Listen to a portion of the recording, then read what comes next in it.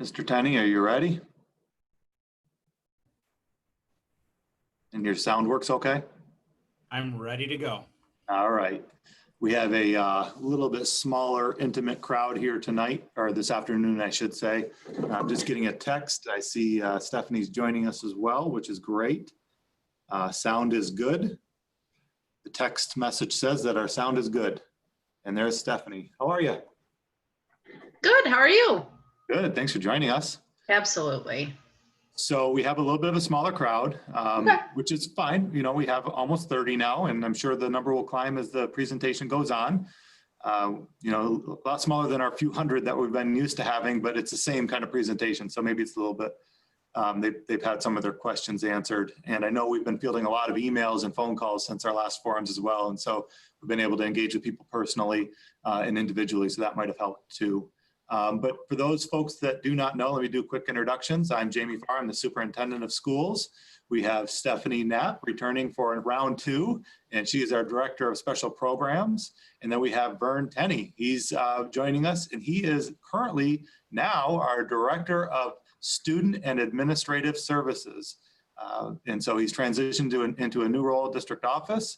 And really the reason we've asked Mr. Tenney to join us today is he is our COVID compliance officer. That's one of his roles in his new position. So he's really responsible for making sure we are doing what we're supposed to do in regards to the regulations related to COVID. And so a lot of safety and health areas is where he is. And if those of you out there that know Mr. Tenney, you know how detail oriented he is and how thorough he is. And so we're really excited to have him in that role.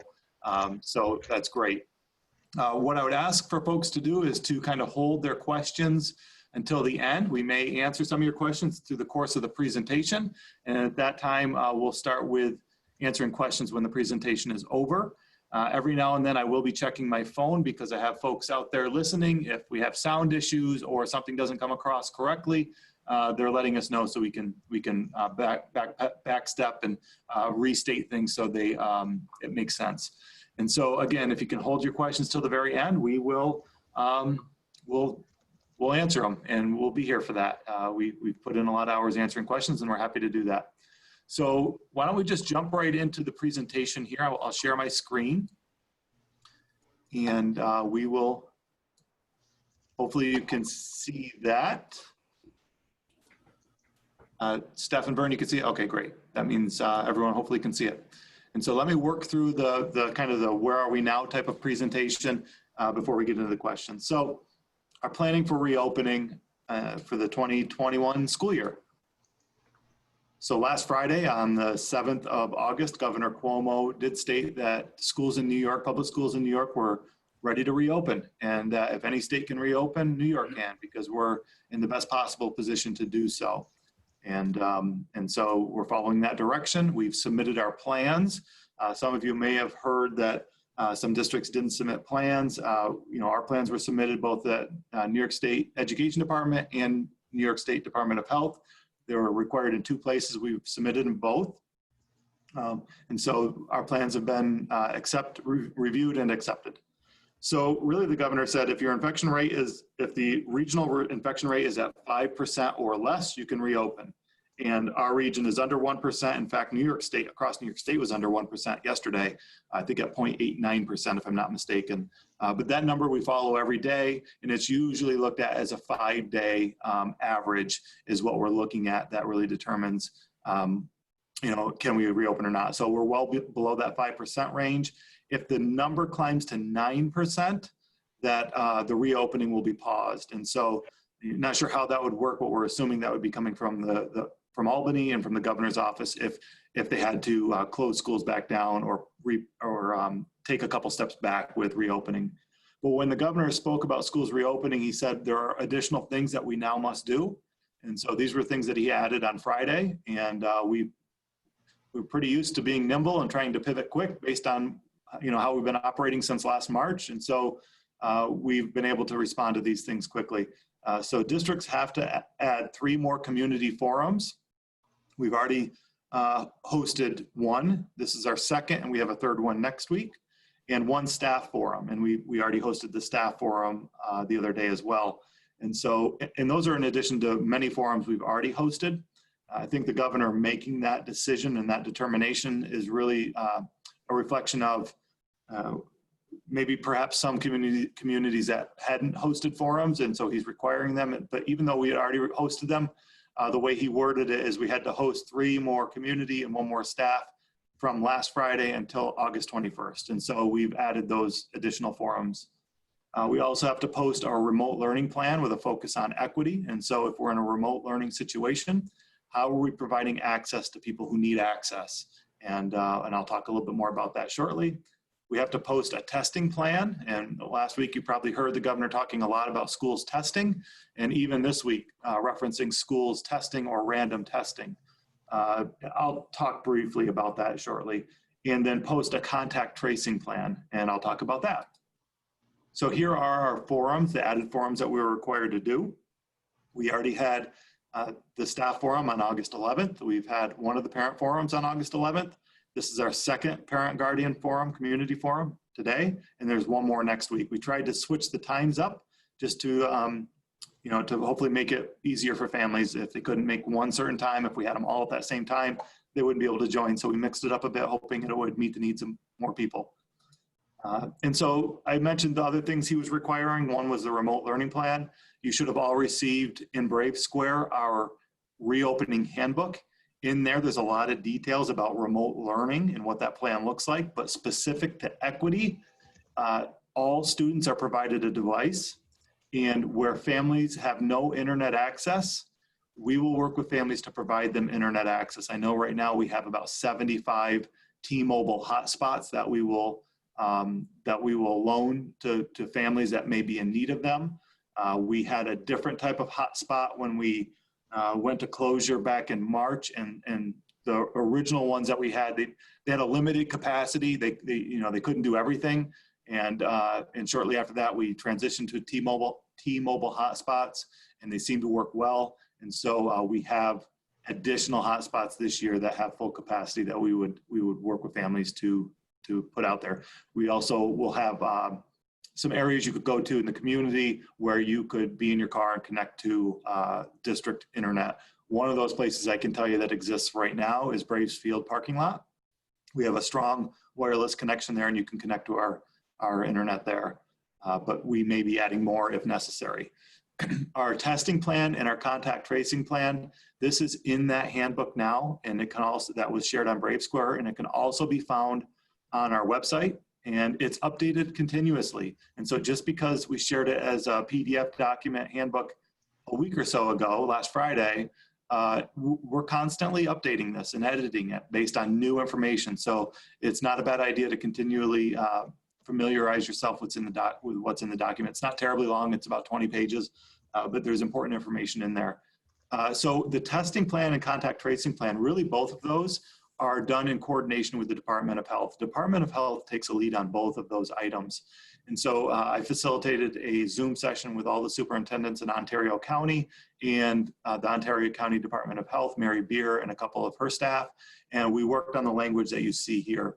And so all of the school districts in Ontario County will have the same language. It obviously won't say Canandaigua City Schools if they're not Canandaigua City Schools, but otherwise it's the same language.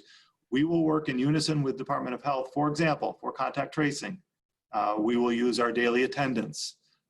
We may need to use things like our camera systems and seating charts on buses and in classrooms to determine who is where, visitor logs, and things like that. We will work with them so we can see who came maybe in close proximate contact to anybody who is deemed to have COVID and maybe exposed others to it. For testing, same thing. We'll work closely with the Department of Health. If any of our staff or students have symptoms, they will be referred to a testing location, and we will coordinate with the Department of Health around treatment care and when they're allowed to return to school. And so, but both of those, the Department of Health takes a lead on it. We're not medical experts, they are, but we're certainly here to help and guide that process. There's two important documents that are leading all of our guidelines for reopening, and that is the Department of Health guideline for reopening and New York State Education Department for reopening. This NICED document is about 145 pages long. We've read it many times already, and the DOH document's like 24 pages long. Again, we've read both of these a lot. They're all marked up, and there's, every now and then they update these too with some FAQs or some follow-up clarifiers. We have added these to our website. You can see them there. The Department of Health document, the shorter document, is actually the one that takes precedent over all of them. And so if there's any kind of contradictions between the two, the DOH document takes precedent. And that's referenced in both of the documents as well. So please familiarize yourself with that. But from the very beginning, there's been this great debate around these three items: face covering, distancing, and barriers. When the documents were first released, it said you had to wear a mask if you couldn't maintain distance of 6 feet, but you should socially distance 6 feet or have a barrier. And so that really led a lot of schools to believe, well, oh, that means we can bring everyone back and everyone has to wear a mask is all. And then we try to distance people as best we can. And actually there was some clarifying language that said, yes, that's how it's intended to be written. But since then, the clarifying language says everyone has to wear a face covering and either social distance at 6 feet or have a barrier. And so you have to do this one and one of these two.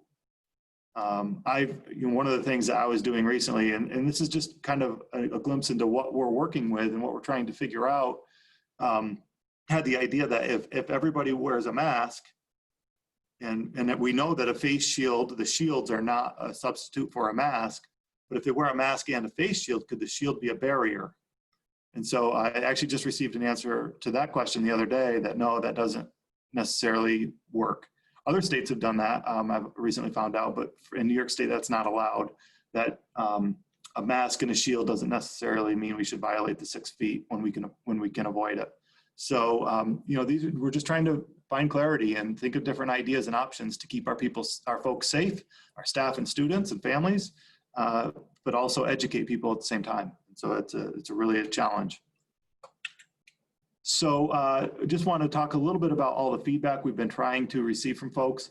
Back in the spring after the first closure, we did a thought exchange survey. We had over 1,000 people share their thoughts, over 20,000 interactions with those thoughts. That was really valuable feedback. We did forums with all of our unit leadership groups. All units were represented, and we asked them, what are their thoughts, ideas, and considerations. Did the same thing with the Board of Education. Actually, I don't have that one on there. What are your thoughts, ideas, and considerations for our reopening? We recorded all of those. We took notes. We followed those up with surveys and our Google Forms where they could add more information. And we took all of that and we worked and then we did focus groups, staff, students, parents, and community members. We had almost 260 people in those forums. And again, same thing. We took notes. We followed up with Google Forms. We took all of that information. We came together as a leadership team and we tried to create these draft plans. And then when we had the draft plans, we then surveyed our parents in the community around the different concepts, a hybrid, a full return, a virtual, things like that. We took that data, and then our Teachers Association leadership did their own survey and shared that data with us. We came back to the drawing table as a leadership team, and we came up with a couple more drafts of our plans. I think there were a couple iterations after that.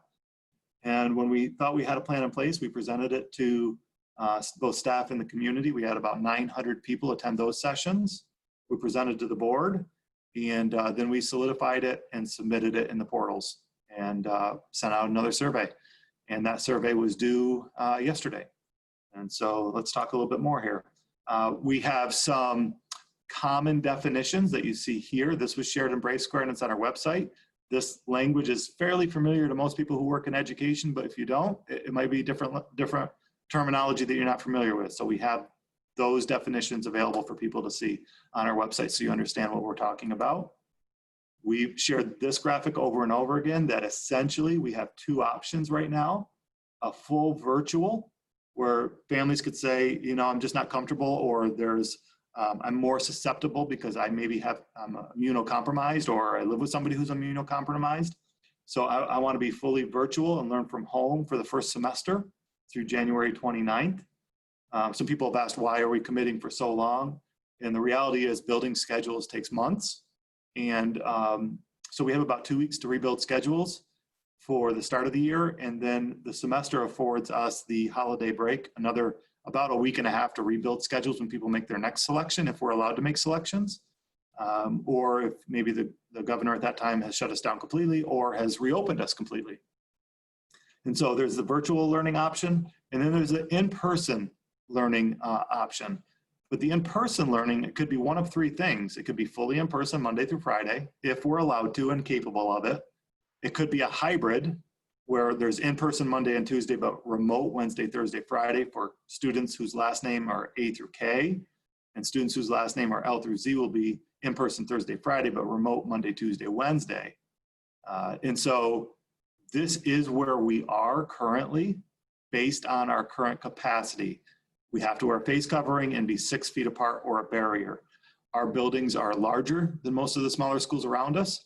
And even the bigger schools in the Rochester area that maybe are able to come back more fully, many of those have multiple secondary buildings or multiple elementary schools, so the density's dispersed. We don't have that luxury here. But also in this hybrid model, it's important to note that our 811 and 1211 special education students, our ELL students, and our CACC students will report 4 out of the 5 days, Monday, Tuesday, Thursday, Friday. Those are smaller classrooms where we can have them all back and still maintain social distancing. And so in the guidance document, it actually says we need to make special consideration to these groups and try to bring them back more fully, which we were able to do. And so that's important to know. So this highlighted area is kind of where we know we're going to be reopening in September at this point.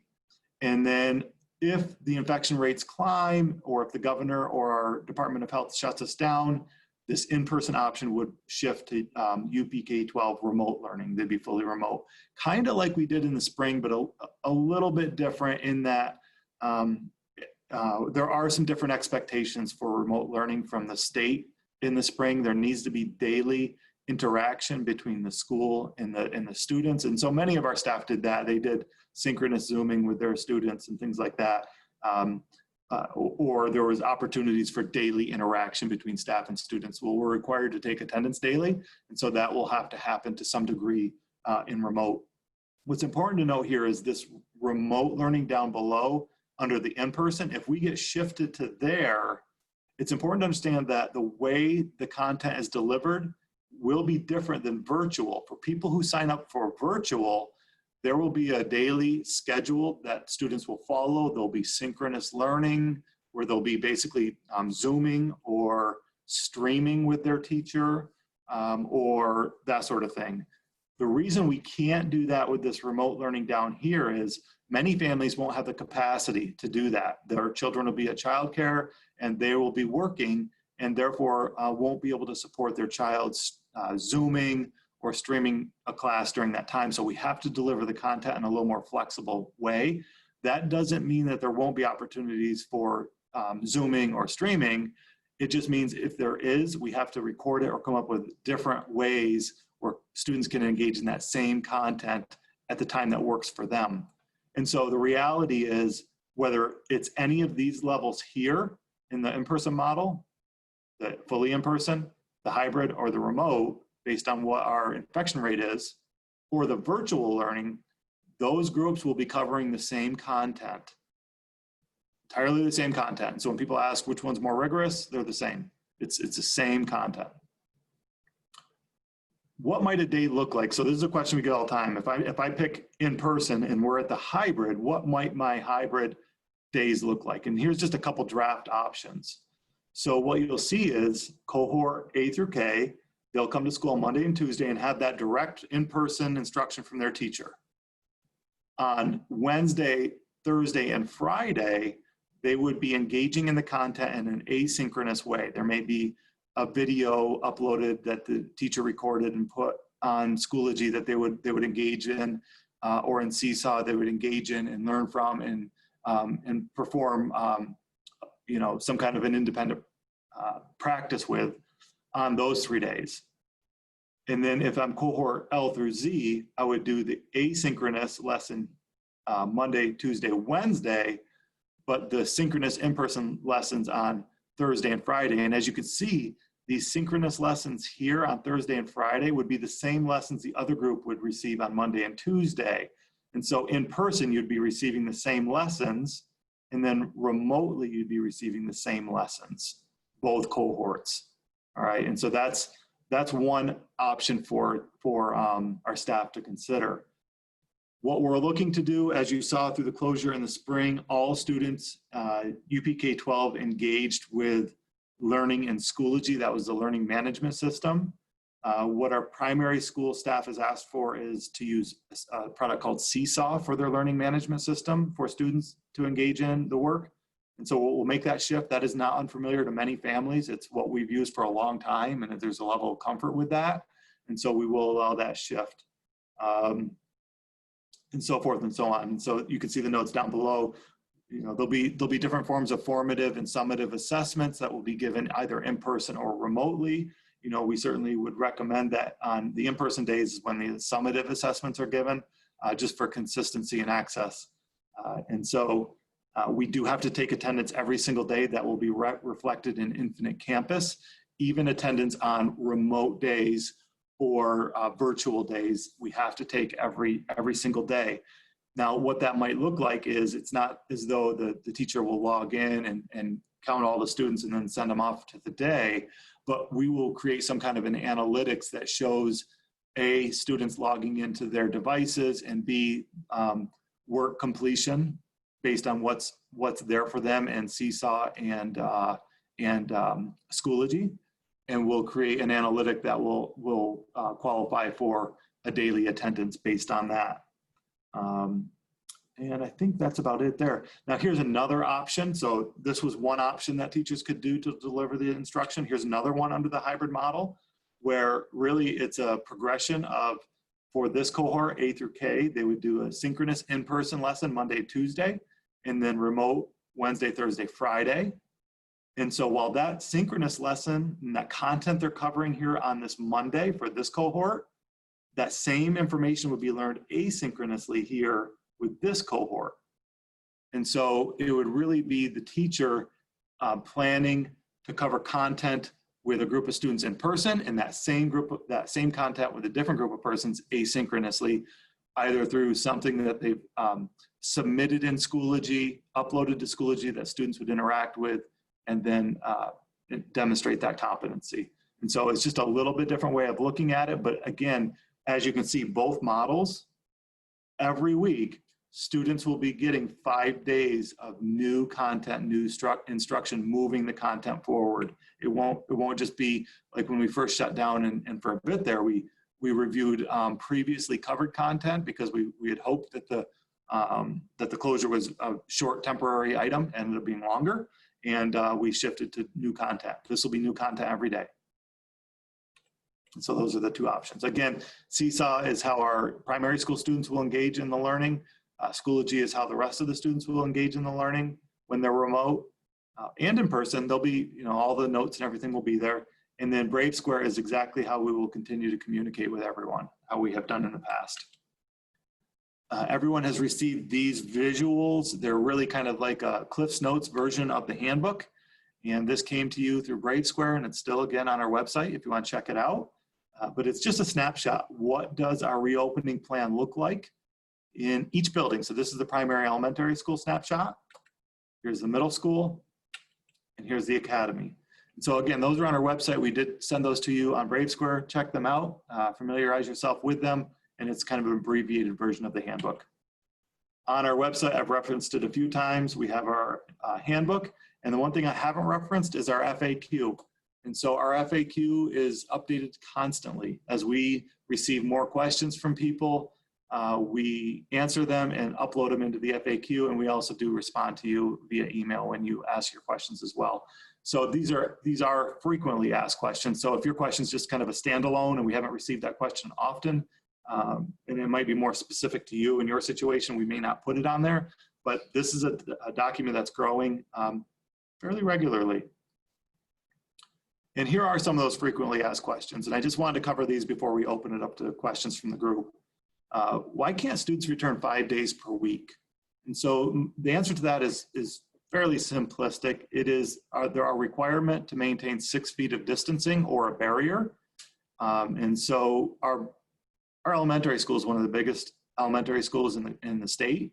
And we simply do not have the space, the physical space, nor the staffing to decrease density enough to spread folks out. And so some people have asked, what if a certain number of kids and families pick virtual, then would we be able to bring everyone back 5 days a week?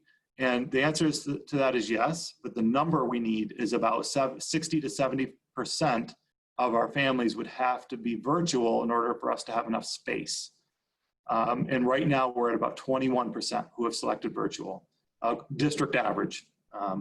But we would love to have everyone back 5 days a week if we could do it and it was safe.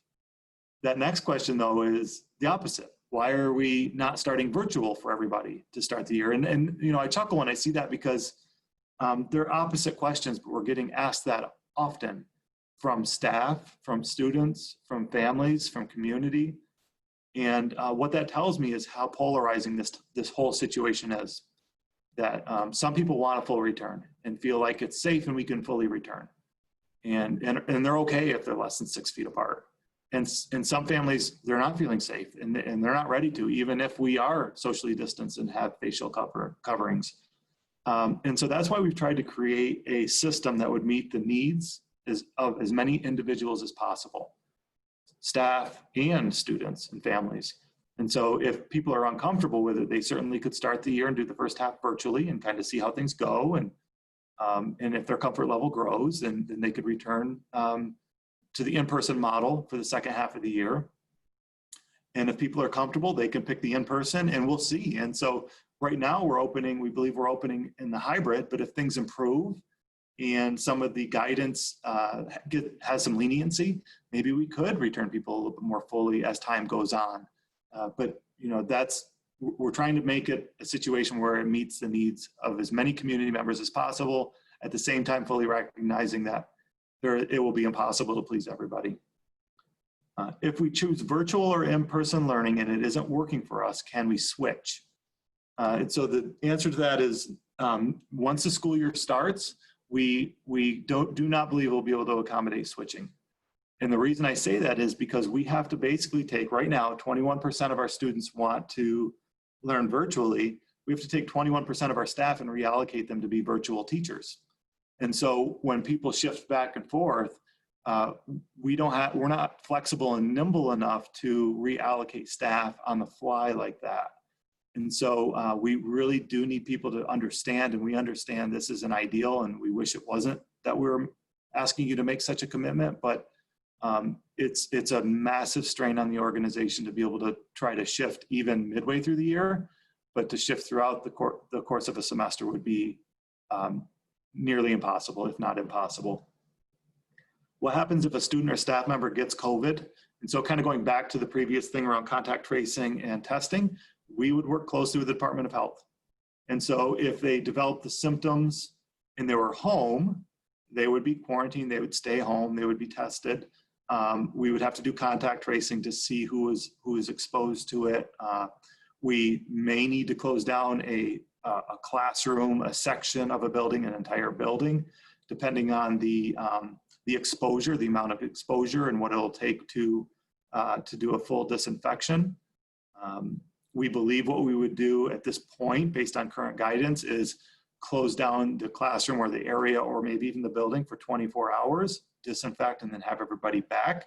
So during that closure period, they would shift to remote briefly, everyone would, and then we'd come back. But there have been cases where outbreaks in other states have been a little bit more widespread and they've closed a building entirely for a bit. And the guidance does allow to disinfect and bring people in the next day. And we do have the capacity and the disinfection ability to do that. And so it's really case by case.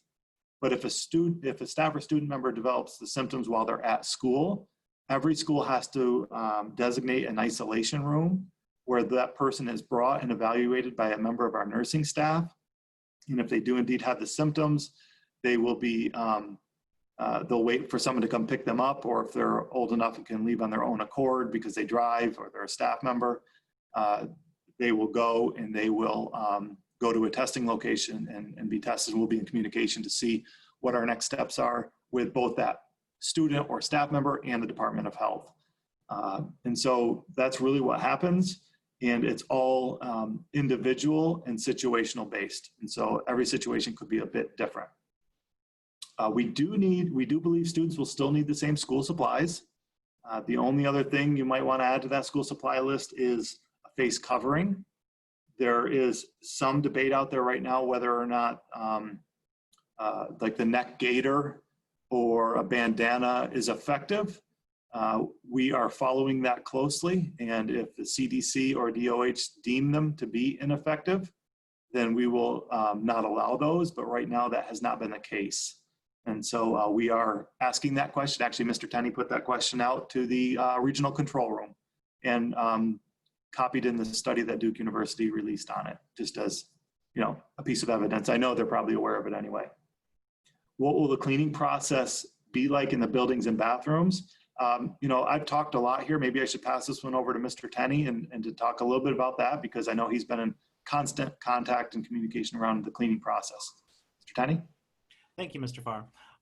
The bathrooms will be cleaned 3 times a day, and they will be also checked multiple times beyond that. The cleaning will be with a disinfectant that is EPA approved. It's a green cleaner as well. It will be used to disinfect all surfaces in the bathrooms.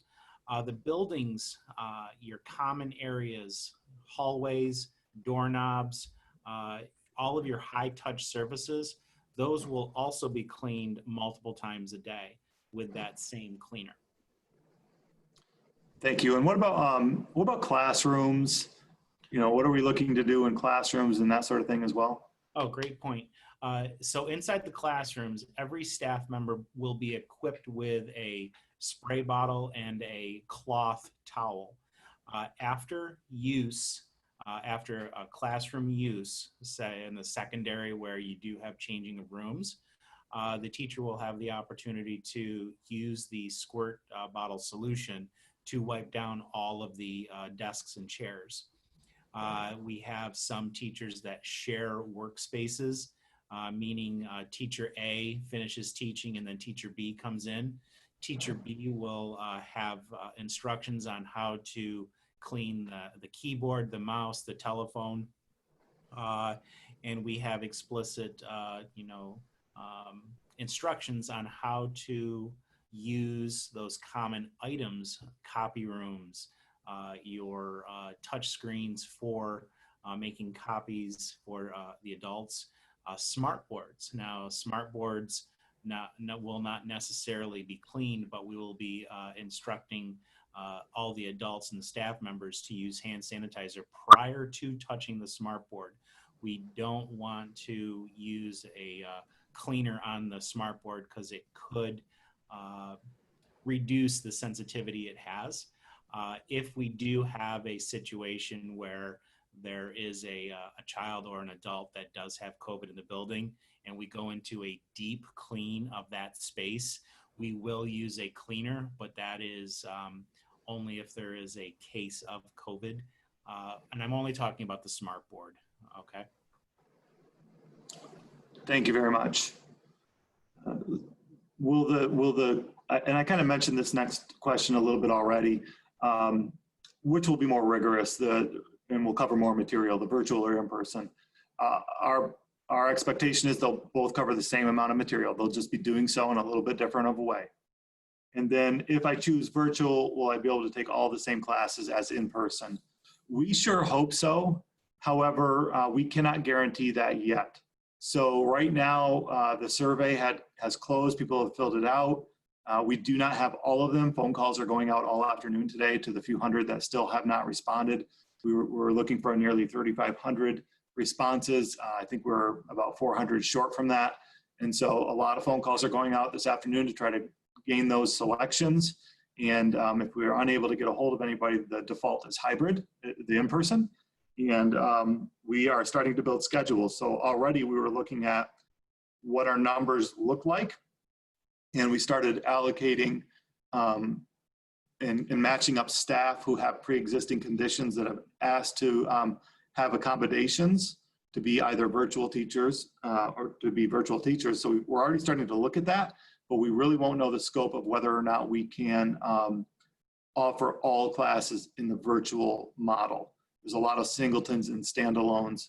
And so what I would say is if you pick the virtual and then in a couple weeks from now, you receive your schedule and there was a class or two that you just had your heart set on and you want to take, we will allow a small window of time before school starts to change your selection to the in-person if that's the case for you. And so, we'll communicate that as we move about. We want to offer all these same classes. We don't know if we'll have the capacity and flexibility to do so. And so again, like I said, the preference survey went out. They were due yesterday at 1 p.m. We have almost all of them. And we really thank the folks for doing that and helping to make our job a bit easier. It was incredibly helpful. And we just like to say thank you all for your patience and your understanding. This is a massive undertaking, and we don't love it. If I'm just being honest, I don't think we would say we like it, but it's the reality we're faced with, and we're trying to make the best out of our situation. What we love and what we like is what you see on the screen, and that's in-person interaction with each other. We go into education because we love relationships, and we love to foster relationships and prepare people for the future. And although we still feel like we can prepare people for the future, that relation piece has become exponentially harder. And so we know we're not going to be happy until we're back to normal, the old normal, not the new one. And so that's our goal, and that's where we want to get to in the very near future. And so with that, I'm going to stop sharing my screen. That way we can see each other a little bit better and start working through a few of the questions that are popping up. And so I'll read the questions and call on either Stephanie or Vern, or maybe I'll answer them if it's appropriate there too. When will we receive our children's teacher assignment? So we believe it will at least take 2 weeks. Right now, what we're doing is doing a lot of phone calling all afternoon, and that will continue into tomorrow. And scheduling will become full-time process for the next 2 weeks starting on Monday. In fact, I'm certain it's already started, but this is going to be a lot of work. And so I would say at least 2 weeks from now, which I know puts us at the end of August, but that's what it'll take. We'll share that as soon as we have it. When will you receive drop-off and pick-up timeframes for the primary elementary school? So right now, they're actually trying to devise a process where there won't be specific drop-off and pick-up times.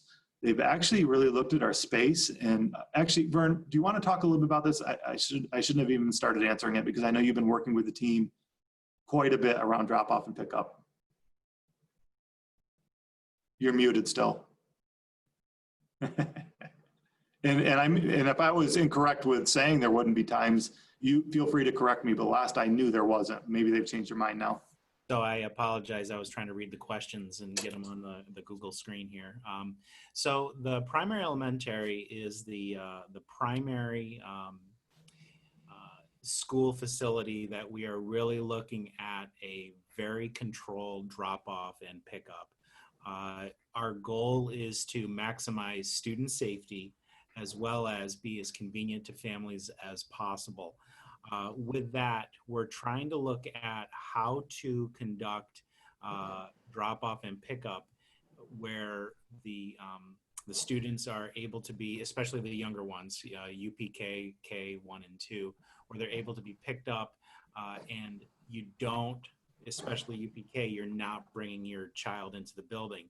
That's something that us adults are struggling with because our past practice was families would walk them in. And frankly, we're trying to determine how this can be done with possibly with the, walking in the 4-year-old. I'm struggling with that right now. So tomorrow I am actually meeting with Mr. McLean, the Director of Facilities and Operations, to look at a proposal that would have us revamping the flow of traffic patterns on the the backside of the primary elementary complex to assist with this. So right now we're looking at it. We should have a more formalized plan within 1 week.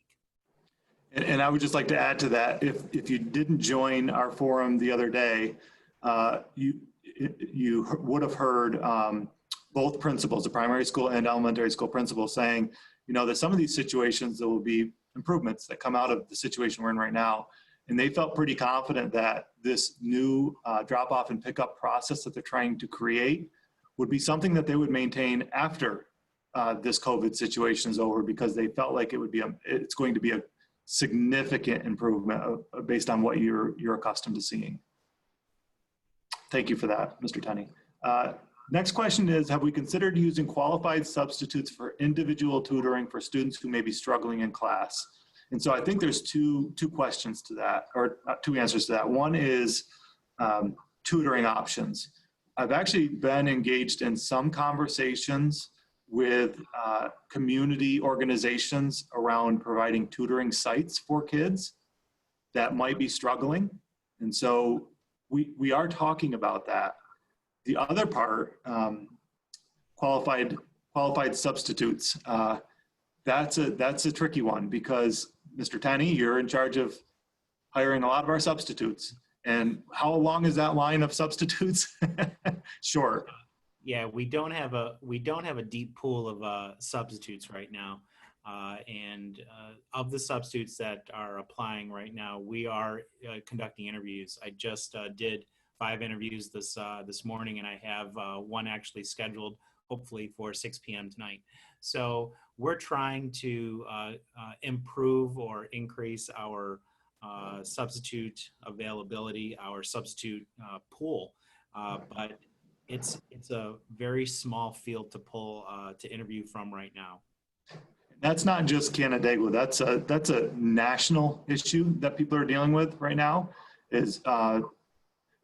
And it really had to do with the employment rate. The unemployment rate was incredibly low, and therefore there didn't seem to be a lot of available subs as a result of that.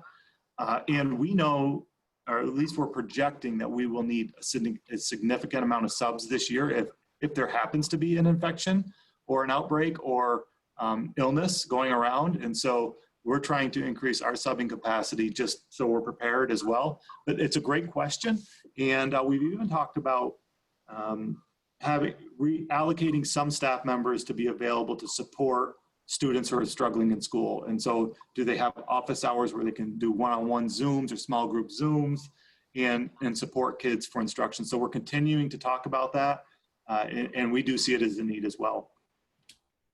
And that kind of leads into the next question, and I'll answer this one, and then the one after that is all you, Steph.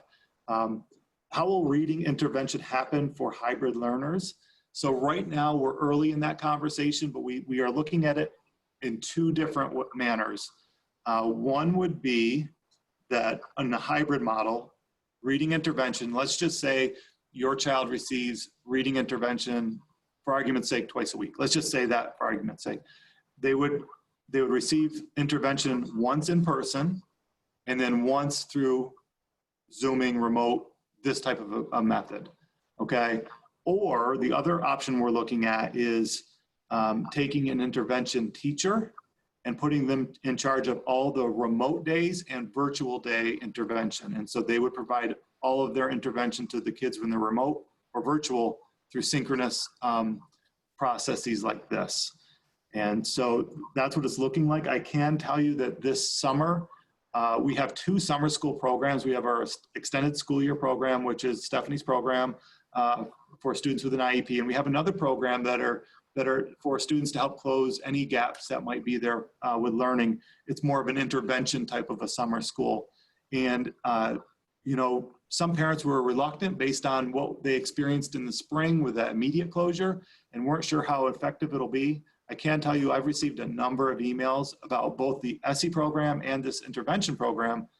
What a pleasant surprise it's been that a lot of structure has been put in place, a lot of synchronous one-on-one and small group lessons are in place, and they are seeing growth and benefit from the program. So we've learned a lot from the spring, we've learned a lot from the summer, and we'll continue to learn from that. Steph, if you want to read, if you could see the next question about OT, if you want to read that so the audience can hear it and then explain. Absolutely. So the family is saying that their child has a particular service. So occupational therapy, physical therapy, speech language therapy, teacher of the deaf therapy, whatever that related service provider or related service is on their IEP. They're wondering about the coordination of that during hybrid learning. So as we can, we will try our best to offer them an in-person service while they are on campus. However, depending on the frequency and duration of those related services, there will likely be some that are delivered remotely through teletherapy. So very much like the spring. Actually, as you mentioned, Jamie, we've had great success in delivering our related services over teletherapy for extended school year. So again, people are very familiar with that platform and has worked really well for some of our students. Thanks, Steph. Appreciate that. The next question is a parent that has 5 kids, and if they're home and they're on their devices and they're interacting with classes, how do we keep them from interfering with each other in a small, limited space? That is a really great question. In fact, we run into it here at district office. We have offices and cubicles that are near each other, and we operate a lot remotely like this on when we don't have to be together. And sometimes it's tough. It's hard to hear. And what we've learned is a couple things. Wearing headphones or earbuds or something like that does help. And then if it's under the hybrid model, we'll be doing it in an asynchronous way, so kids and families can engage when the time works for them. And so you might be able to stagger it. If it's virtual, it will be a little more scheduled. So I would suggest if you have headphones and things like that, it would be a little helpful, but it isn't perfect. It will be a bit of a challenge. I understand that. And again, Steph and Vern, if you have anything to add to any of these questions, by all means, feel free to chime in. If a student is in study hall in the in-person option, will those periods have teachers assigned to provide instructional help that would optimize the in-person experience? Most study halls are staffed by teachers. And I'm thinking academy, for example. I know this question is coming from a parent of a high schooler. At the academy, for example, they have things like the math lab, and they have places they could go for extra support. And so that is the case. We also have to just be cautious about too much movement, because we're trying to minimize movement and minimize cross-cohort interactions to the best of our ability.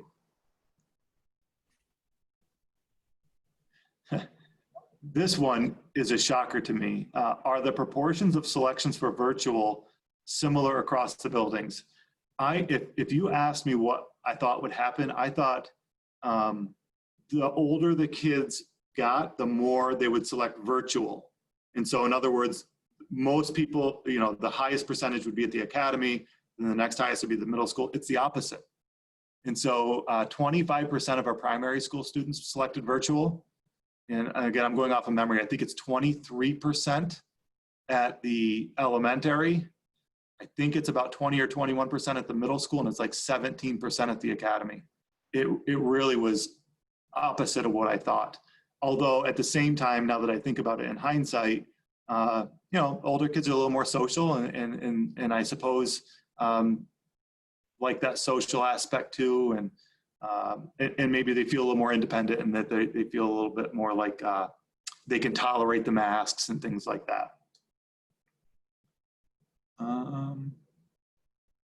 So the next one is about orientation. Mr. Tenney, do you want to talk a little about orientations? I know you've worked with the principals a little bit, what they might look like, and this one's specific about incoming 6th graders.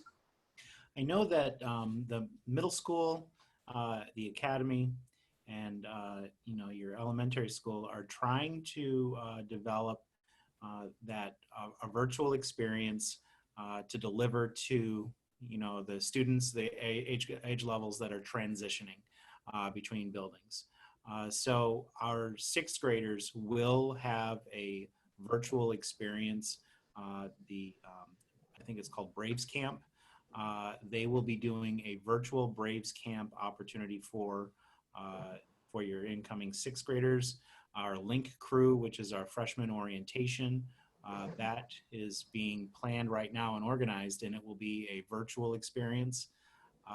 There has been some discussion about having those students that are physically attending school in the hybrid model to come in small groups. We haven't worked out and ironed out those logistics yet. Thank you very much. So this is students who pick the virtual option. Will the same supplies be required as in person? The principals right now believe so. Some of those supplies will help keep students organized. But as I said, the principals have talked to the grade level leaders and the department leaders, and they believe that those supplies will be the same.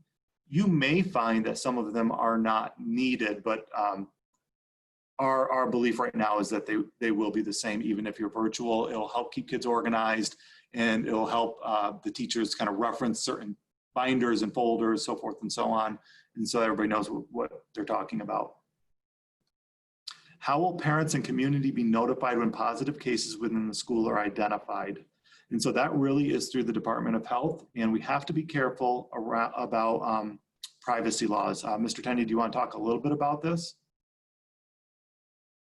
Yes, if there is any type of case or a student or a staff member with the COVID symptoms, and that is sort of an indication, that the person might have COVID. Our job is to work with the Department of Health, and then they make the determination. So if we have an individual who tests or shows the symptoms, we're going to operate based on the protocols that the Department of Health and the state have given us. But part of that protocol is to contact and take immediate guidance from the Department of Health. And what they end up doing is they tell us, and we already know what we're supposed to be doing to do the contact tracing to support them. So we would be providing them with the information, and they would be making the ultimate determination of how this information is disseminated. I can tell you this, that in terms of what is the cleaning and the safety protocol, if there is a case or someone who is symptomatic, we have to go through and completely isolate the physical space. And if it's possible, we're supposed to leave that alone for 24 straight hours to secure or quarantine the environment. If that can't be done, then our custodial crew will come in and do the full deep cleaning of that space. And you probably hear the term full deep cleaning all the time.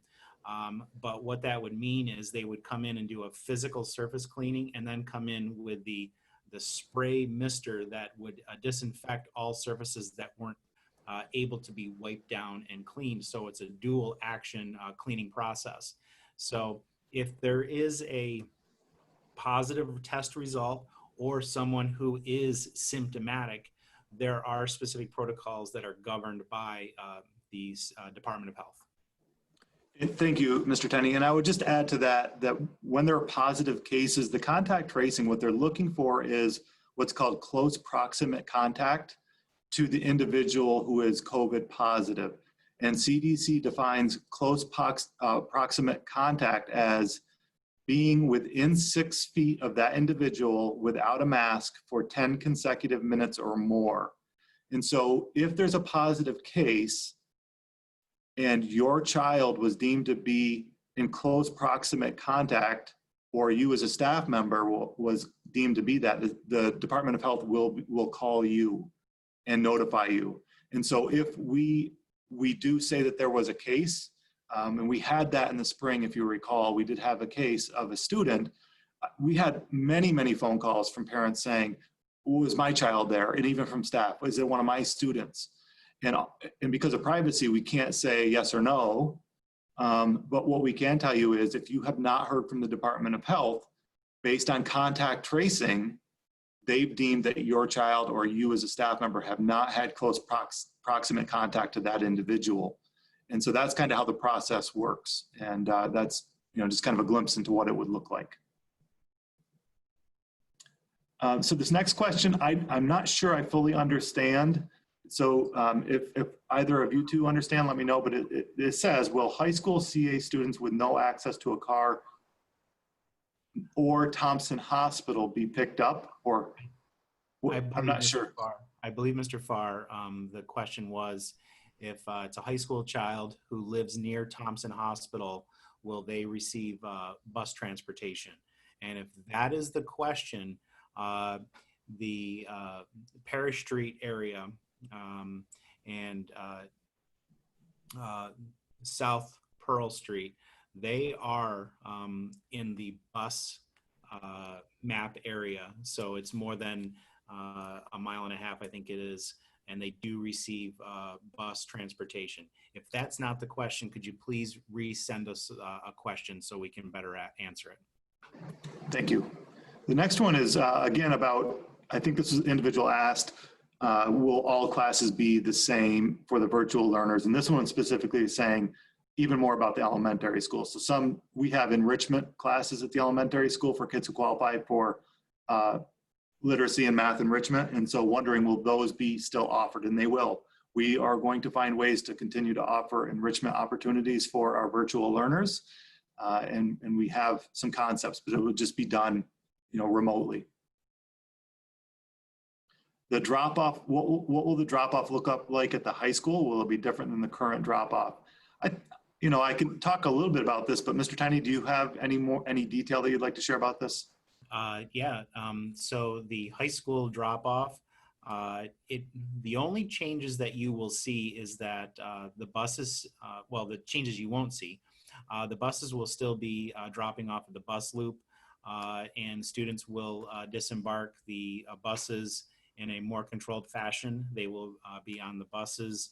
When they depart the bus, they will be socially distanced, and they'll be encouraged to remain socially distanced. When they arrive in the building, we will have plans inside the building of where children can go. The difference is, if you've ever been in the academy in the morning, the congregation inside the atrium is very dense. That is something that will not be allowed. We will have areas taped off, blocked off inside that atrium, so you can't congregate there. We will have many spaces open inside the building and supervised for students to come in, get their breakfast, and then move on to another space waiting for a first period. Your drop-off areas for at the north and south lots, those two will be very similar to previous years. But again, we are going to be preaching when you arrive to school, maintain social distance, have your mask on already. So once you enter the building, you are seeing the markings on the floors, the posters, everything to maintain social distancing. Thank you, Mr. Tenney. And I think, for example, the next question talks about middle school drop-off and pick-up too. If you're a parent driving your child to school, and I know I do at my secondary kids, and I know Mr. Tenney does with his older kid, his daughters too, but you could drop them off at 7:15 right up until the start of the school day. And it's a long wait, especially if you wait closer to the actual start of the school day. So we will have more families driving their kids to school. And so anticipate a bit of congestion, a long wait at times, but we are looking at things like assigning certain doors to certain grade levels. For example, at the middle school, there's a lollipop loop and then there's a main loop. And so maybe having one grade level report to one area, one grade level report to the other. I hate to let the cat out of the bag, but when my kids were in middle school, the lollipop loop was a big secret that not many people knew about, and there was no congestion. I loved it. So I think that secret's not going to be there anymore, but just really trying to disperse where people go to drop off, because we know it's congestion. Think about it. Thousands of people converging on one place at the same exact time, whether it was a sporting event, whether it's a concert or a school, it's congested. And I've always said, when people called and complained about the congestion at drop-off and pickup, if you can find a school that doesn't have it, please tell me, because I'm going to steal whatever they're doing. It's just a matter of the nature of the animal, and And so we just know that it will be congested, but we're going to do our best to move traffic and safely and a little bit smoother than what we have in the past. I don't think I skipped any, but this one's more about kindergarten. Will kindergartners be getting Chromebooks? Here in the Canandaigua City School District, kindergartners use iPads. Everyone else will be using Chromebooks. UPK students typically haven't had a device, but because of our current situation, we are going to reallocate some of our extra Chromebooks that we had as loaners. So our UPK students will have a device. So, but kindergartners will have iPads, and we will distribute those in the first days of school. Again, if Steph or Vern, if you have anything to add, please feel free. So they will be in class for how many hours a day during virtual learning? I wish I could tell you an exact amount of hours, but what I can tell you is the amount of learning has to be equivalent to what it would be in person. And so if you think an in-person day is approximately 6 hours, you should anticipate an approximate range of 6 hours of engagement with learning. That doesn't mean they're on the computer for 6 hours or doing a synchronous activity with somebody for 6 hours, because I don't think anybody could handle that. That's a lot to ask. But they should have engagement with learning for around that 6 hour range on average. Jamie, and at the primary elementary school, they have said that the synchronous portion of that is likely to be 30 minutes of ELA, 30 minutes of math, and 30 minutes of a community building like morning meeting. So again, that's for a typical classroom, that would be what the screen time would be for virtual learning. Thank you. And then there would be things that they would do beyond that hour and a half. That would just be more of a synchronous interaction. And in that morning meeting, that community building piece, we're trying to build aspects of that in across the district, just recognizing that need for socialization and emotional and mental support for everybody. And many districts are making that a priority now. Thank you.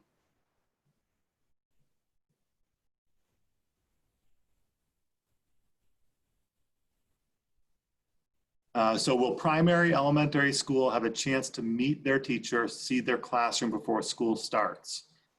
We are planning that certainly for kindergarten in small groups, but what we're looking and talking about doing is an opportunity to meet teachers potentially through Zoom, or the teacher to create something that shows their room and introduces themselves to the kids that they can watch virtually before school starts.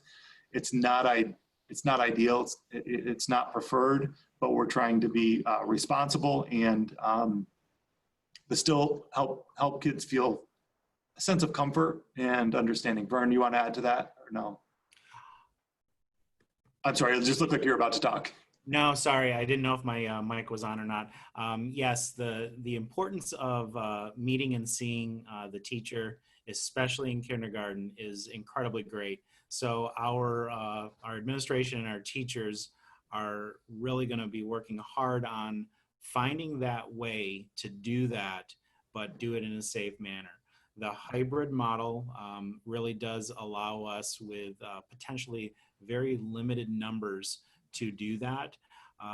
With us just getting the numbers right now, you know, it's tough for us to have the details of how that would work or what it would look like.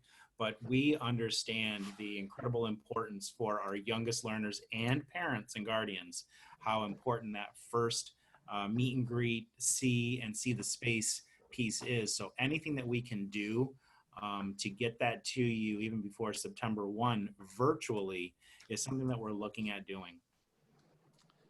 Thank you. This next question says, given that the CDC estimates that asymptomatic carriers comprise 40% of people who have COVID-19, how do you know the infection rate across the school without random testing? The simple answer to that is we won't, unless we're required to do random testing. Apparently, the governor has alluded to randomized testing for school populations, but there has been nothing out there that says we are required to do that. And in fact, currently, we wouldn't be allowed to require anybody to do that. We don't have the authority to. And so it's a great question, and things could change in time, but right now we're not required to do it, nor are we allowed to do randomized testing. Oh, go ahead. I was going to say, Mr. Farr, I will gladly take the lab question, given I've spent quite a bit of time working on science labs to figure out how to do them in the hybrid situation. So hybrid situation will allow us to do science labs by creating standalone science equipment. In a hybrid classroom, you're looking at a much smaller volume of students. So we are going to have put in place opportunities for students to do hands-on labs where they are working by themselves, where they are working with either gloves on or they're using equipment that can be readily cleaned. For example, beakers can be, we're working on a cleaning structure and system where beakers can be placed into a cleaning solution, and then the teachers would take them out, rinse them after class for another opportunity. So our science teachers are really looking at, going to have to be looking at that double block period where they do have the opportunity for labs, slightly different to bring into process of how to do these labs. In terms of safety protocols and safety items, your chemistry classes with Bunsen burners and you know, the flame, we have purchased silicone-based masks that can be washed, that have filters in them, so we can do these, still do these labs individually. We are looking at cleaning protocols for goggles and your safety glasses. Every type of activity in an active class, like a science class, the lab-based classes, our teachers are in a position to re-examine how they do those pieces, and some of them can't be replicated. So we will look at how do we utilize virtual labs, because the state is allowing this year lab minutes to be acquired through virtual labs. And the requirement would still be that the children have to do a final lab report or write-up, but your labs, really the safety protocols of wiping things down, sanitizing after use will be in play. Thank you. And I would just, as Mr. Tenney was talking, I just kind of smirked and I thought back to the original comment I said about Mr. Tenney being meticulous and thorough and detail oriented. And I was just so thankful that he's in this role, because he is leaving no stone unturned, and our district's going to benefit from that, certainly. Our middle school clubs, virtual or otherwise, under consideration. So this is actually all clubs district-wide. We are looking at them, and what we're saying right now are clubs and activities will be considered to run if the advisor can submit to their supervisor, their principal, how they plan to run the club or activity and meet all the safety and health guidelines that are set forth within the guidance documents. So if they can submit that and show that they will meet all of those regulations, that clubs could run. Some can run virtually, some could possibly run in person. And again, Mr. Tenney, I don't know if you want to speak to that, or did I cover that okay? You got it. It's how to replicate the activities that our clubs and organizations do while maintaining the safety piece. Now, we typically don't have clubs and activities start right away. It's usually about a week into the school year, if not 10 days. This will provide our advisors the opportunity to make those plans, but also when we're getting started, we can be looking at how giving those clubs and activity advisors the opportunity to think of, how can I do this possibly virtually? How can I do this so we're including the students that are not choosing the hybrid model? We don't want to lose opportunities for our students and families that have selected the 100% virtual model. Thank you. This next question is about how kids will be spaced out on the school bus. The standard that seems to be agreed upon across the state and is suggested is that one child per seat, everyone must wear a mask, one child per seat, unless It's a family from the same household. A family from the same household can sit together in a seat. Otherwise, everyone in the same seat. If a child has a medical excuse from a mask because they can't tolerate one, and that is a provision that could occur, those students have to be 6 feet away from all other students. Yeah? Okay, you look like you're unmuting yourself, Mr. Tenney. Okay. And ideally with another barrier. And ideally with another barrier, exactly. Especially in a classroom. So we will have some kids that medically can't tolerate a mask, and we'll have a medical note for that.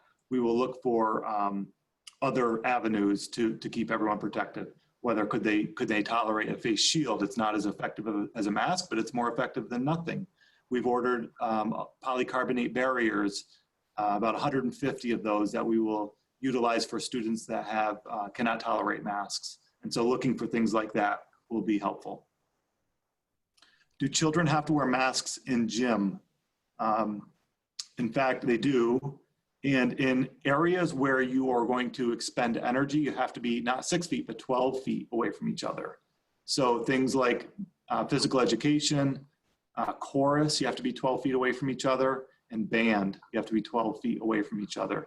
And so we're looking at all of those things and thinking about how do we do things differently in those classes, but still offer those experiences and those opportunities for children.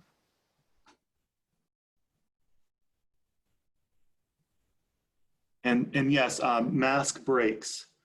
We're actually working on language around mask breaks. We've been saying all along that we need to find opportunities to safely offer mask breaks. And so actually Mr. Tenney and I were in communication with a couple other people the last couple of days, and we've reached out to our school physician around detailed and specific language of what a mask break should be and how it would qualify as a mask break. But what I can tell you is for a mask break, as long as you're resting heart rate and you're not breathing heavily in gym, what you would be in the gym, you would be 6 feet or more away from each other, and it would be a very short period of time. Mr. Tenney, anything to add to that? I think I actually have a voicemail from our school medical director that it came while we were doing our Zoom because I've been reaching out to her. Great, great. So hopefully we'll have clear language on that really soon.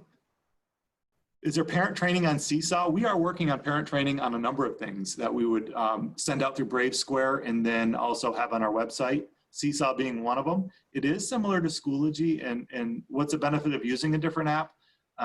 The teachers at the primary school are quite familiar with Seesaw, a lot of them are, and they believe it's easier to use for our younger learners. It's easier to navigate, and it's geared towards our youngest learners. And so that's why we're looking to switch back to that. They had used, many of them had used Seesaw for many years. Up until the last year or two, we made the shift, a soft shift to Schoology, but we never really had to engage too much with Schoology because it was an old normal. And then when we were pushed into the new normal and they had to engage more in Schoology, at the youngest levels, it was just a little bit harder for our younger kids to manipulate through. But yes, we will have trainings and informational videos and things like that for parents. We realize that's a need in a lot of categories, not just Seesaw. Mr. Farr, the next question deals with will kids be required to wear their masks in school the correct way? I just want to let everybody know that I spent quite a bit of time trying to find age-appropriate instructional materials, including how-to videos for our youngest children, as well as ones that I believe our older children, our older students would listen to and watch. Our goal is to send out to all students and families a how to school in COVID and during the hybrid piece resources that we want our students and families to see in advance. And on day one, which will be, I believe it's a Wednesday, it's a virtual day. Day one, there will be very specific learning experiences for our students in all grade levels that will deal with proper mask wearing and care. it'll be ongoing. We're required to do it throughout the school year. Yep. And I'm so grateful, guys, that our ESY, our extended school year team, has been practicing with students. It's just been so neat to see them, our little friends, even on Zoom, wearing their masks and learning how to tolerate that. So it's really neat what that explicit teaching can do. Thank you for sharing that. I've watched a few of the videos and participated in it. You're right, I agree. The next one is about New Vision's transportation. Mr. Tiny, you want to take that one? As Sure. the former academy principal and in the new role, you have some experience with this? Oh, yeah. So the question is for our New Vision students who will there be transportation to their site in Geneva? The answer is yes. If you, as the parent or you want your child to be transported to and from, it will be worked out. So I would suggest you contact your child's counselor. If not, contact building administration. Thank you, sir.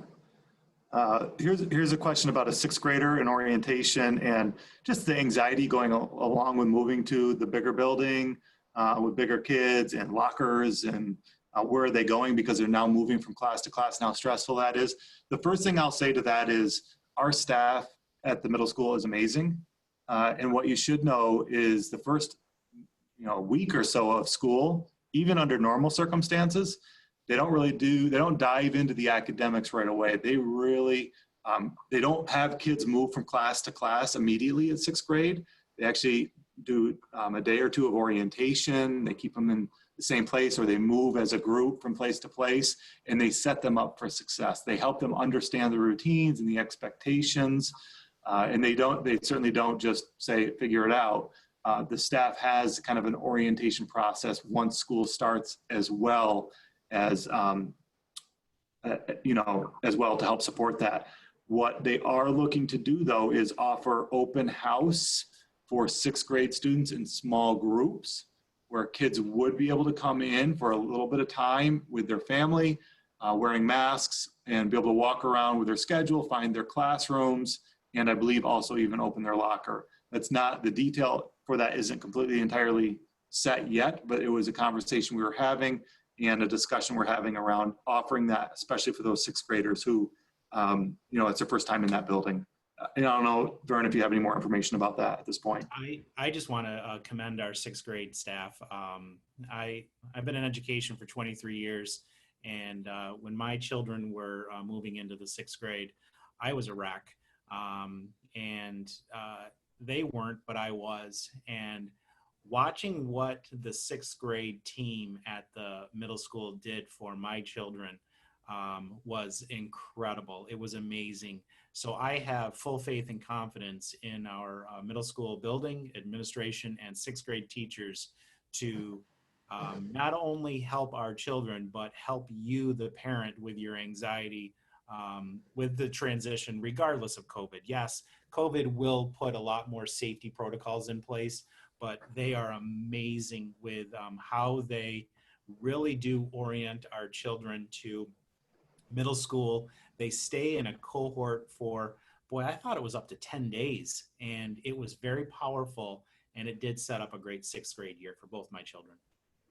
That was my experience too. I've had two go through sixth grade already, and it was almost more stressful for the parents than it was for the students. Agree. It's normal. This one is about maybe a parent who is not as tech savvy. Can they have sessions on everything they need, kind of a crash course on tech supporting? So things like our website, how do you do surveys, Brave Square, Zoom, grading, everything. It's overwhelming. It's a great idea. Maybe what we need to do is have webinars like this, and we can have our tech team here to go through some tech pieces, our tech integrators, our tech integrators probably could do almost all of those items. And so we are creating videos, instructional videos for families, parents, guardians, but it would probably be nice to have something like this too, where there'd be a little more interaction. And even beyond this is a webinar format where you can only ask questions. If you did a natural Zoom, we could see each other and interact and have a conversation. And maybe that's what we need to do. And so it's a great suggestion, and we will work on that for sure. School pictures, back to you, Mr. Tenney. I spent time on this today. All four building principals are committed to making sure that not only our students who attend, but our students who are doing virtual learning have multiple opportunities to get school pictures taken. So if you are in the hybrid format, you will be having your children will have their school photos taken as normal, but it will be with a much heightened sense of safety precautions put in place. Our vendor who does school photos, Clicks, I was working with them just today on the schedule parents and guardians can sign up for to do in-person safety COVID controlled photos. For the month of October, it will be done at their corporate location, I believe is in Victor. Now, if that doesn't work and you cannot do that, we will be getting reports back from them of students who did not get photos taken, and then we will come up with another plan to make sure that you have the opportunity to get school photos taken this year, regardless of hybrid or virtual learning format. Definitely something we are committed to because unlike the spring, we're prepared and we're over prepared trying to think of every nook and cranny that makes school what it is. And school photos, one of those things. Thank you very much. Will students need to bring their iPads and Chromebooks back and forth to school, or do they stay home with their devices? I recommend they bring them back and forth to school. And I also recommend before you bring them in, you power them off and wipe them down with a Clorox wipe if you have the access to those things, just for a safety precaution. It's not required, but it's certainly a consideration you might want to take under. I have to surrender my now first grader's iPad.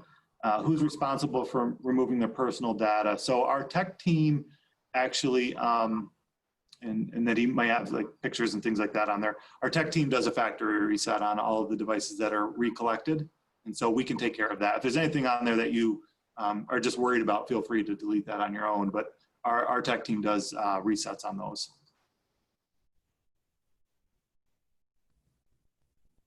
Where will the kids be eating their lunches? In classrooms? I believe at the primary elementary school, the plan right now that they are fairly confident they're going to be able to deliver on is that they can eat in classrooms because all the desks will be 6 feet apart. And that's the plan. But at the secondary levels, it'll be in the cafeterias. And most of our cafeterias, the tables are gone. There are desks. They're all desks set up 6 feet apart. And they're using other flexible spaces, maybe conference rooms, large group instruction rooms, auxiliary gyms, things like that, as other places, overflow places for students to eat lunch.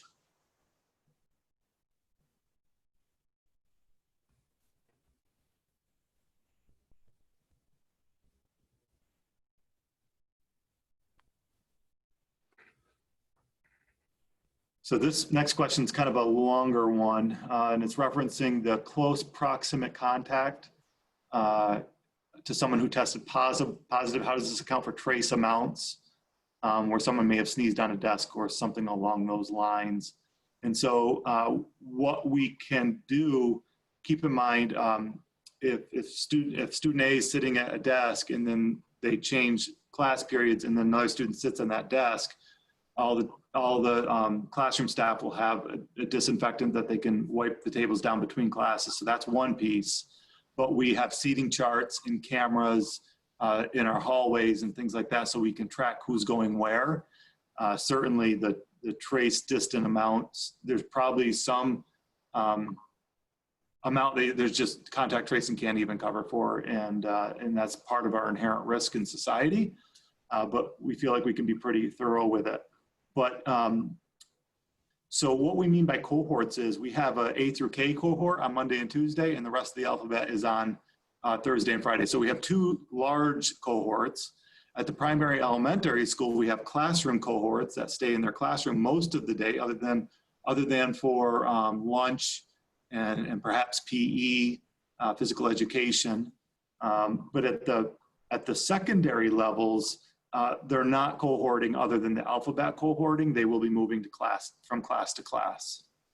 And again, Vern or Stephanie, feel free to chime in.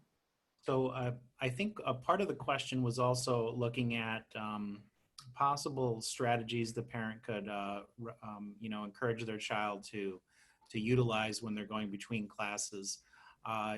We're going to be asking parents to consider a couple items. First of all, if your child does not have an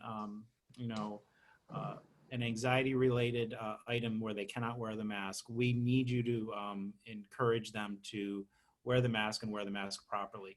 The other thing that every classroom will be equipped with, and this is a parent choice, but they'll be equipped with hand sanitizer right at the door. So when your child comes in to the classroom, they will have the opportunity to hand sanitize. We encourage that. We also encourage, looking at your individual, child's behaviors. Are they a nail biter? Are they somebody who chews on pen caps? We really need to, starting now, try to change those types of behaviors where our hands go to our face, our mouth, our eyes. We have to try to reteach ourselves specific behaviors. And those are ways that can help us in the very long run with those better, I don't want to call them hygiene habits, but better lifestyle habits with where we put our hands. No rock unturned, even looking at the nail biters and pen cap chewers. Oh yeah. Kudos, nice job. Grandson is a freshman in high school. Will they show how the lessons work from homework assignments and tests and remote hybrid learning and submitting info from students? We want to focus a lot on how to school, the first few weeks of school, how to school in this new model. And so, yeah, we're asking teachers to explicitly teach how to engage. We're even talking about, for example, we're kind of a Google school. We use Google for a lot of things. How do you set up your Schoology page? How do you structure Schoology documents? We want there to be consistency in how Schoology is set up so that from class to class, it all looks the same for students, and that makes it easier for parents. And so we have our tech integrators and our director of professional development have created really, really great lessons on that. And all the administrators have already taken those lessons, and it's been helpful. And so we will continue to teach that to our staff. We'll then in turn teach it to students. Have fall sports been canceled? Not at this point. It's still September 21st is the date that they're stating for the fall sports to restart. We'll see if that happens or not. This is a really great one. And actually, I learn a lot from Mr. Tenney all the time. This one is something he taught me just yesterday, I believe. Since symptoms of COVID mimic so many other viruses, how will teachers and parents distinguish symptomatic students for staying home or isolating once at school? And so, for example, the one I think about right away, Vern, is allergies. You know what I mean? Exactly. And so symptoms are kind of the same. And how do you distinguish between the two? So a key piece for this is every morning you will have to complete, we're asking really a lot from families, I understand that, but we need your help and support with this one. Every morning you will receive the health questionnaire through the Braves Square app, our Parent Square app. And in it, the wording, I don't have it memorized off the top of my head, but it's basically like this. Have you experienced any of the following symptoms that you don't know why or you cannot explain? Example, I believe that it's now the lovely ragweed season, and it crushes me. So I have like 6 symptoms from ragweed. So when I answer that questionnaire every day, I know where my stuffiness is coming from. I know where all that is coming from.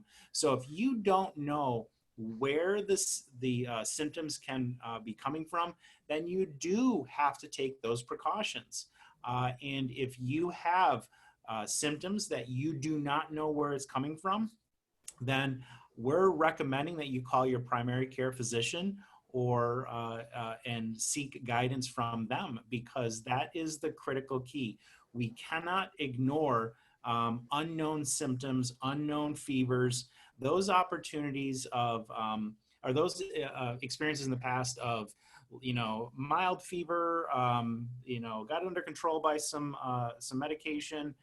It's okay to go to school or go to work. Well, now we're looking at it in terms of, if you have a fever, you have to take it very seriously. And we want somebody to be fever-free without the support of medication for a X number of days. I don't have it memorized. I apologize for that. But we're talking about symptom-free, as well as knowing where something is coming from. Those are key critical elements when we're looking at how, yes, some of the symptoms of COVID will mimic other items.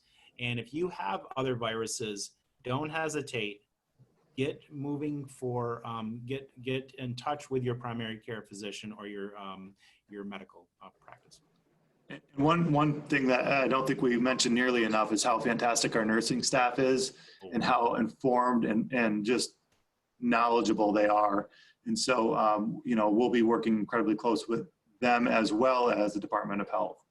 We're blessed with a great staff. And then last question, will students be mandated to be tested and bring a negative result a week before school opens besides taking temperatures? No, that's not a requirement that we're allowed to do or being asked to do. And so at this point, no. Could things change?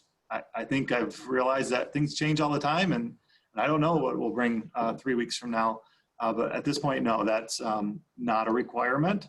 And the question about besides taking temperatures, yes, every day before you get on a bus or before you get in a car to come to school, staff and students need to answer that health screening survey. Part of that survey is, do you have any symptoms of COVID that you can't explain through an allergy, for example? Do you have a temperature? Have you been to one of the designated states? Have you been around anybody who has COVID or was tested positive for COVID in the last 14 days? And so you have to answer those questions before you come in. We believe we'll be doing that through Brave Square. And then we will have to cross-reference that list with the folks that are in school every day too, to make sure everybody was on there. We have more questions now. It took too long to answer. If you keep your child home from school for medical precaution, a fever, will they be able to switch to remote? Yeah, so if you're in person and you're home, yes, you would learn remotely if you felt well enough to learn remotely. Otherwise, when you feel well enough, you would catch up just like you would any other time. And I want to make sure the distinction between virtual and remote is different. So if you're in person doing the hybrid, you're in person or remote. If you're virtual, and that type of learning is different, and the teachers assigned will be different. The temperature cutoff is 100. Will lockers be used? They will be, but we're trying to limit the amount they'll be used. Maybe only in the morning, once in the middle of the day, and at the end of the day, something like that, because we're trying to limit congregation areas.